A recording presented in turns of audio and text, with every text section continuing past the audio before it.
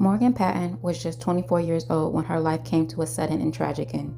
She was engaged, close to her family, and excited about a future she was building. In November 2019, Morgan traveled from Bradford, New Hampshire to Jacksonville, North Carolina to visit her fiancé Phil Brandon, a U.S. Marine stationed at Camp Lejeune.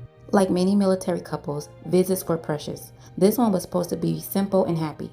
On Friday, November 8th of 2019, Morgan checked into a hotel near Camp Geiger. That evening, she went out alone to dinner at a nearby Applebee's restaurant. At approximately 9:42 p.m., Morgan sent a text message to her mother. That message would be the last time her family ever heard from her. Later, as her parents reviewed Morgan's phone records, they discovered another message she had sent earlier that evening, one that raised serious concern. In that text, Morgan referenced people smuggling drugs onto a military base. The message was vague, but very unsettling.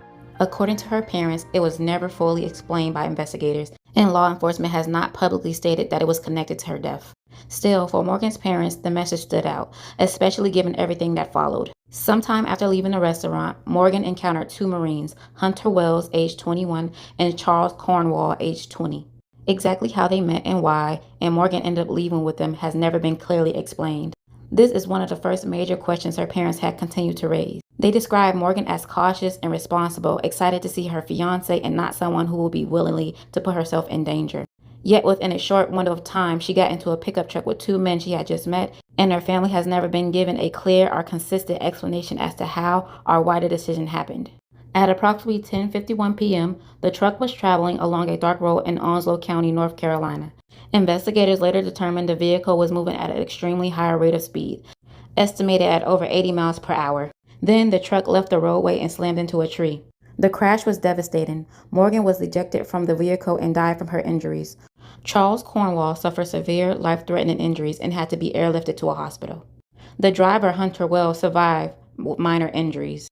Morgan never made it back to her hotel. She never made it to her fiancé. In the aftermath, Hunter Wells was charged with multiple offenses, including driving while impaired, reckless driving, involuntary manslaughter, and felony of death by a motor vehicle.